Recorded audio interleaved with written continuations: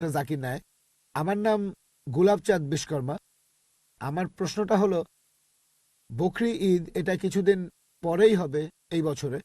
আর মুসলিমরা তারা বিশ্বাস করে যে এই বকরি ঈদে তারা কোরবানি দেয় ছাগল, মহিষ, গরু, বিভিন্ন পশু।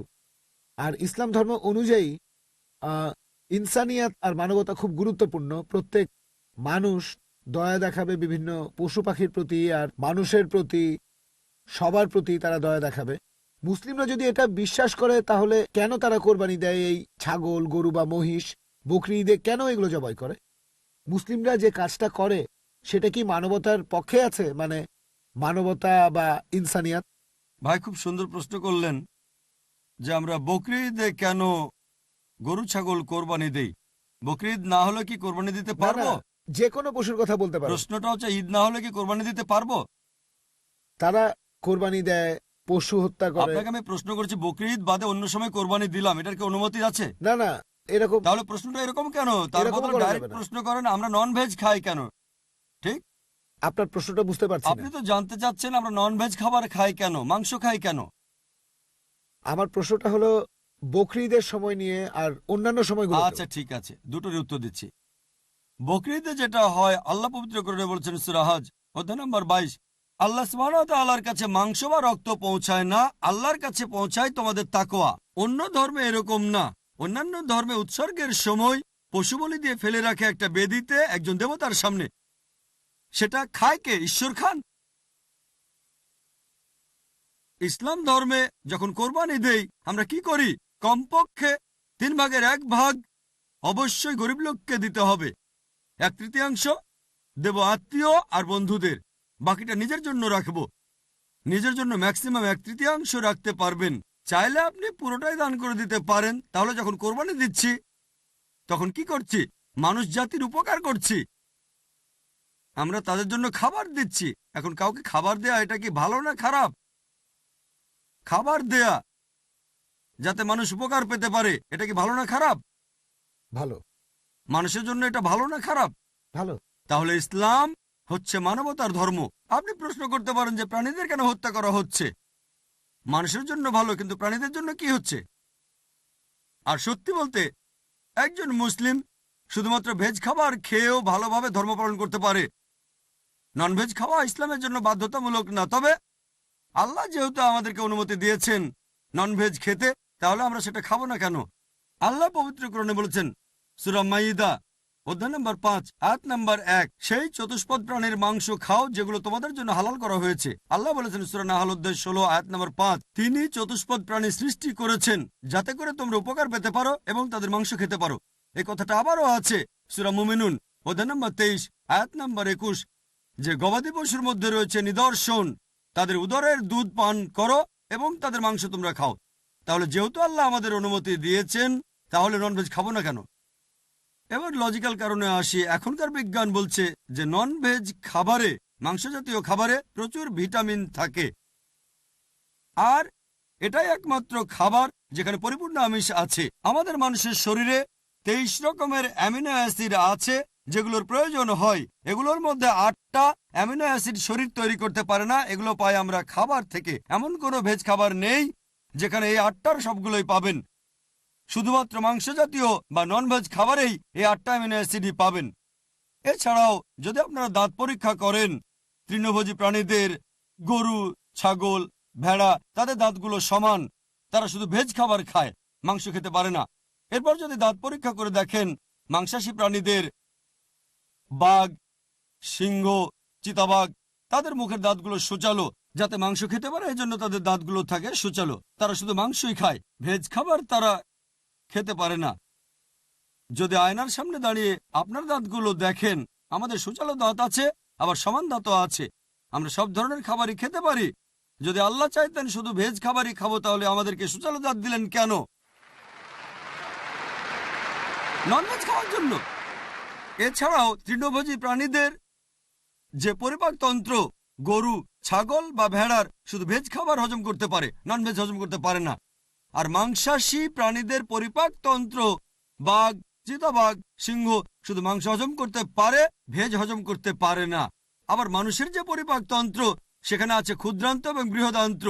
ভেজ খাবার হজম করতে পারে, নন ভেজ হজম করতে পারে। যদি আল্লাহ চাইতেন যে আমরা শুধু ভেজ খাবারই খাবো, তাহলে দুটোই হজমের পরিপাকতন্ত্র দিলেন কেন? এছাড়াও অনেক ভুল ধারণা আছে যে হিন্দুদের ননভেজ খাবার খাওয়া উচিত না। এটা ভুল ধারণা। যদি হিন্দু ধর্মগ্রন্থ পড়েন, এটা আছে মনুস্মৃতিতে অধ্যায় নম্বর 5 অনুচ্ছেদ 30। ঈশ্বর প্রাণী বানিয়েছেন, তাদেরকে কেউ খাবে আর কাউকে খাবে অন্যরা। যদি তুমি খাওয়ার জন্য সৃষ্টি করা প্রাণী খাও তাহলে কোনো পাপ হবে না। মনুস্মৃতিতে আছে অধ্যায় 5 অনুচ্ছেদ 31 যে ঈশ্বর কিছু প্রাণীকে সৃষ্টি করেছেন উৎসর্গের জন্য। সেই ধরনের প্রাণীকে হত্যা করো, কোনো পাপ হবে না। মনুস্মৃতিতে আছে অধ্যায় নম্বর 5 অনুচ্ছেদ 40 যে উৎসর্গের জন্য প্রাণী হত্যা কোনো পাপ নয়। হিন্দু ধর্মগ্রন্থে এরকম আরো অনুচ্ছেদ আছে, বেদেও আছে যে মুনি আর ঋষিগণ ননভেজ খাবার খেত, তারা গরুর মাংস খেত। মহাভারত পড়লে দেখবেন অনুশাসন পর্ব অধ্যায় নম্বর 88। পাণ্ডবদের গল্পটা তো জানেন। পঞ্চপাণ্ডব 5 ভাই, সবচেয়ে বড় ভাই যুধিষ্ঠির, তিনি ভীষ্মকে জিজ্ঞেস করলেন যজ্ঞের সময় কি উৎসর্গ করব, পূজার সময়, যাতে আমাদের পূর্বপুরুষেরা সন্তুষ্ট হবেন। ভীষ্ম উত্তরে বললেন, যদি তুমি লতাপাতা আর শাকসবজি উৎসর্গ করো তাহলে আমাদের পূর্বপুরুষেরা সন্তুষ্ট থাকবেন 1 মাস। মাছ উৎসর্গ করলে 2 মাস। যদি তুমি মাংস দাও তাহলে 3 মাস। যদি খরগোশ উৎসর্গ করো তাহলে 4 মাস। যদি ছাগল দাও তাহলে 5 মাস। শূকরের মাংস দিলে তখন 6 মাস। যদি পাখির মাংস দাও তাহলে 7 মাস। হরিণের মাংস দিলে 8 মাস।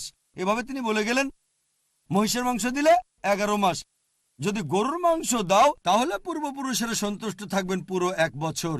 আর যদি চাও যে পূর্বপুরুষেরা সন্তুষ্ট থাকবেন একেবারে সারা জীবন, তাহলে ছাগলের লালচে মাংস দাও বা গন্ডারের মাংস দাও।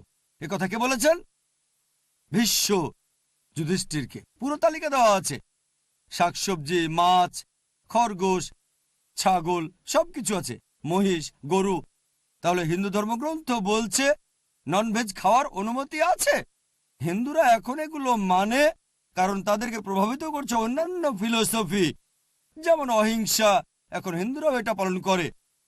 আর যারা এই অহিংসা নীতি মেনে চলে যে নন ভায়োলেন্স, জীবিত প্রাণীকে হত্যা করা যাবে না, যদি একজন মানুষ কোন রকম প্রাণী হত্যা না করে টিকে থাকতে পারে, আমি সেটার পক্ষে আছি।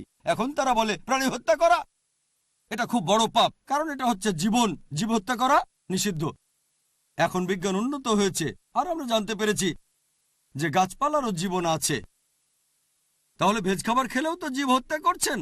তখন যুক্তি বদলায়, ঠিক আছে আমরা মানছি যে গাছপালারও জীবন আছে, তবে ব্যথা অনুভব করতে পারে না। তাহলে একটা গাছকে হত্যা করা প্রাণী হত্যার চেয়ে কম গুরুতর পাপ। আচ্ছা, তর্কের খাতিরে মানলাম, কিন্তু এখন বিজ্ঞান বলছে আমরা মানুষরা যে শব্দ শুনতে পাই তার কম্পনাঙ্ক 20 সাইকেল পার সেকেন্ড থেকে 20,000 সাইকেল পার সেকেন্ড। এর নিচে বা উপরে হলে আমরা শুনতে পাই না। বর্তমানের বিজ্ঞান বলে যে গাছপালা কান্নাকাটিও করে, কিন্তু সেটা মানুষ শুনতে পায় না। আমেরিকার এক কৃষক একটা যন্ত্র বানিয়েছেন যেটা দিয়ে গাছের কান্না মানুষ শুনতে পাবে আর জানতে পারবে কখন গাছের পানি লাগবে। তখন হয়তো বলবেন, আচ্ছা ঠিক আছে, মানলাম যে গাছপালা যন্ত্রণা অনুভব করতে পারে, তবে এদের 2 বা 3টা ইন্দ্রিয় কম আছে, তাই গাছপালা হত্যা করা কম গুরুতর পাপ পশু পাখি হত্যার চেয়ে তাদের ইন্দ্রিয় 5টা। আচ্ছা, তর্কের খাতিরে এটাও মানলাম যে গাছপালা 2টো ইন্দ্রিয় কম থাকে পশু পাখির চেয়ে। আপনাদের একটা প্রশ্ন করি, যে ধরেন আপনার ভাই, আল্লাহ না করুন, ধরেন সে জন্মালো বোবা আর কালা হয়ে, আর বড় হওয়ার পরে তাকে কেউ মেরে ফেললো, তখন কি জজের কাছে গিয়ে বলবেন, মাই লর্ড, এই খুনিকে কম শাস্তি দেন কারণ আমার ভাই ছিল বোবা আর কালা? এভাবে বলবেন? আপনি জজকে বলবেন তাকে বড় শাস্তি দেন, আমার ভাই ছিল মাসুম, সে শুনতো না, বলতে পারতো না। তাই ইসলাম ধর্মে এমন না যে 2টো ইন্দ্রিয় কম বা 2টো বেশি। আল্লাহ পবিত্র কোরআনে বলেছেন সূরা বাকারা অধ্যায় 2 আয়াত 168, তোমরা বৈধ আর পবিত্র খাদ্যবস্তু থেকে আহার করো, যেটা ভালো পবিত্র সেটা খেতে পারেন। আর এছাড়াও যদি অমুসলিমরা তারা ননভেজ খাবার খেতে না চায়, আমার কোনো সমস্যা নেই, আপত্তিও নেই। শুধুমাত্র যখন বলছেন এটা পাপ, মানবতার বিরুদ্ধে, তখন আমি উত্তর দিচ্ছি। এমনিতে অমুসলিমরা ভেজ খাবার খেলে সেটা আমার জন্য ভালো। যদি সব অমুসলিম নন ভেজ খাওয়া শুরু করে দেয় তাহলে গরু ছাগলের মাংসের দাম বেড়ে যাবে। তাই ব্যক্তিগতভাবে আমার আপত্তি নেই।